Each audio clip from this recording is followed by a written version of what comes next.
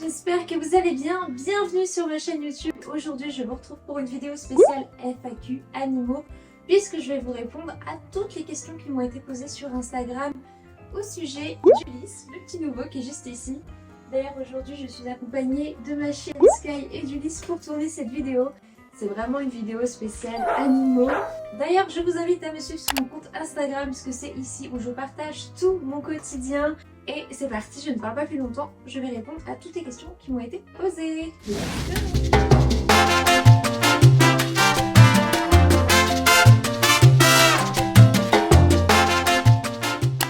Alors, comme vous pouvez voir, j'ai ma petite tablette juste ici.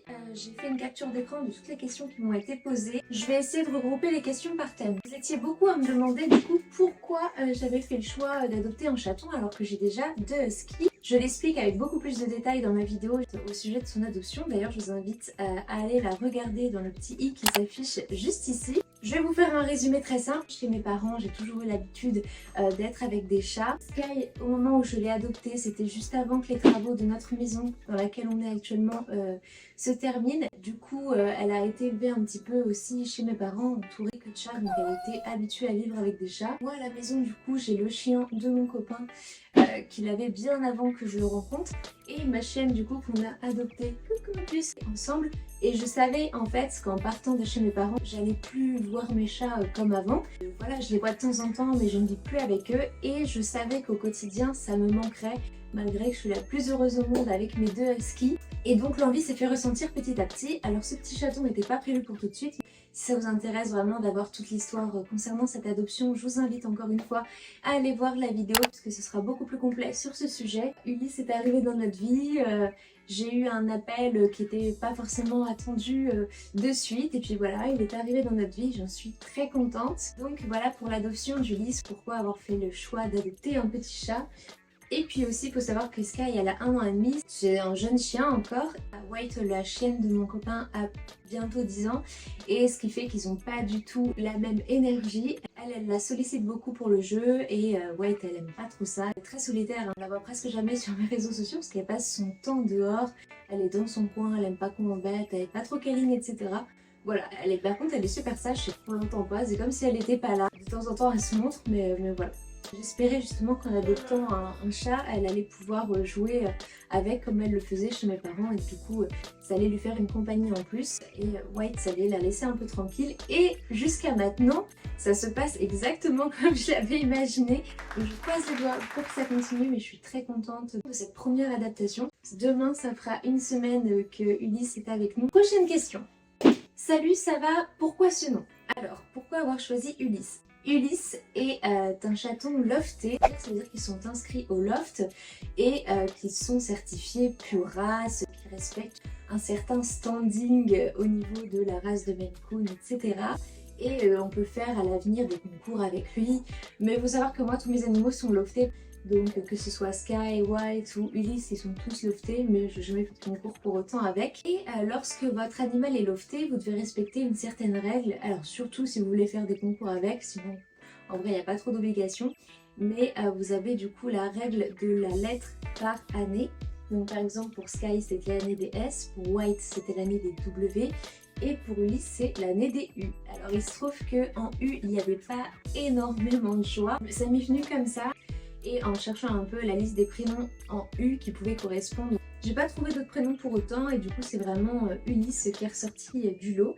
Donc voilà pourquoi le petit cœur s'appelle Ulysse. Ça lui va très très bien. Troisième question. Comment se comporte-t-il depuis que vous l'avez adopté? Il se comporte normalement comme un petit chaton qui fait sa petite vie.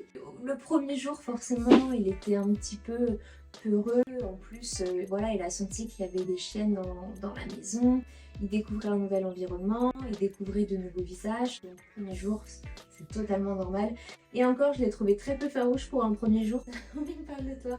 C'est un chaton très très intelligent, il est propre, il allait de suite dans sa litière, il adore être sur son arbre à chat, il a très bien compris que c'était son espace. Voilà, il mange très très bien, il a bon appétit, il adore se cacher, jouer avec elle.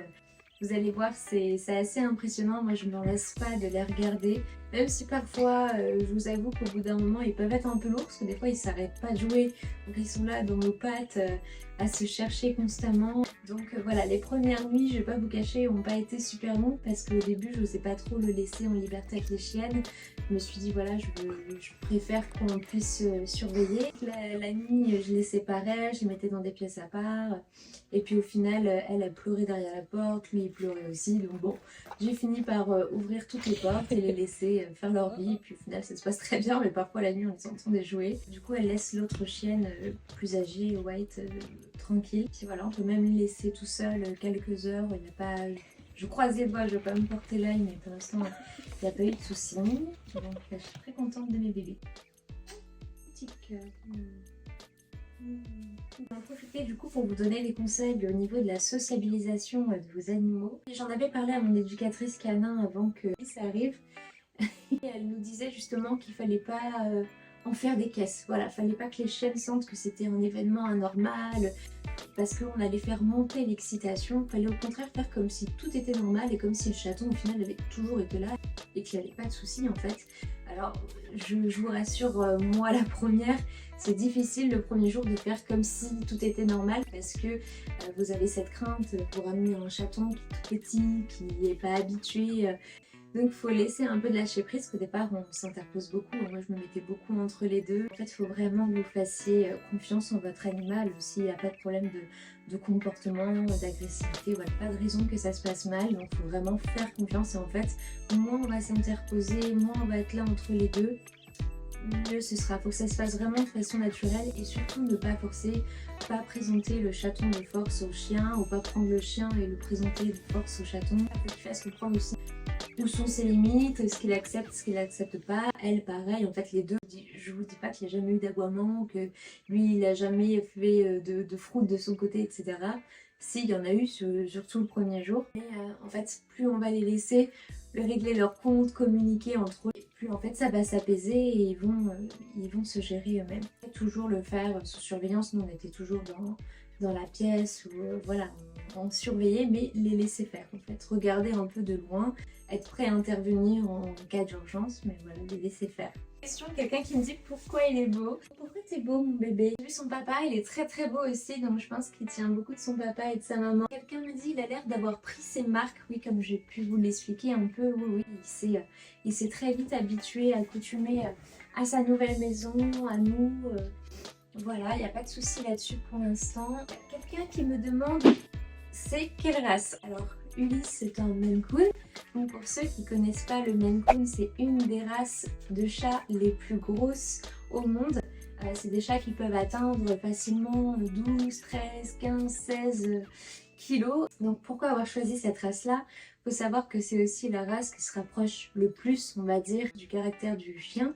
Donc vu qu'on a deux chiennes, on s'est dit que ce serait sûrement le chat qui s'adapterait le mieux. Mes parents ont un Maine Coon et c'est avec ce chat-là qu'elle jouait le plus. Donc voilà, naturellement je me suis dit qu'un Maine Coon ce serait plus simple au niveau de l'adaptation avec les chiennes, etc. J'ai pris aussi un mâle parce que je me suis dit qu'il l'imposerait sûrement plus auprès de nos deux chiennes. Prochaine question.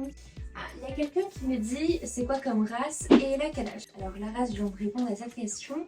Concernant l'âge, il a 3 mois et demi, le petit bonhomme. Bonjour. C'est déjà la petite avant d'aller faire Une vidéo. Alors, tu as dit qu'il était polydactyle. Qu'est-ce que c'est? La polydactylie, qu'est-ce que c'est? Je vais essayer de vous mettre quelques photos, quelques vidéos pour que vous puissiez mieux voir. La polydactylie, c'est lorsqu'un être vivant possède plusieurs doigts au niveau des mains ou pieds. Et Ulysse, par exemple, lui, en possède 6. C'est une mutation génétique. Ulysse, c'est plutôt un avantage puisque ça l'aide au contraire à grimper beaucoup plus vite. Ça lui fait des grosses patounes, mais ça n'a pas l'air de le gêner plus que ça. Après, à surveiller, surtout quand les griffes commenceront à pousser. Il faut savoir qu'il y a 2 races de chats énormément touchées par cette mutation génétique et les Maine Coon en font partie. Prochaine question. Il est trop beau, tu l'as eu dans quel élevage? Alors déjà, merci. Je l'ai eu du coup à l'élevage Prissoukouz. Je vais vous mettre le lien de leur page Facebook en description si jamais ça vous intéresse.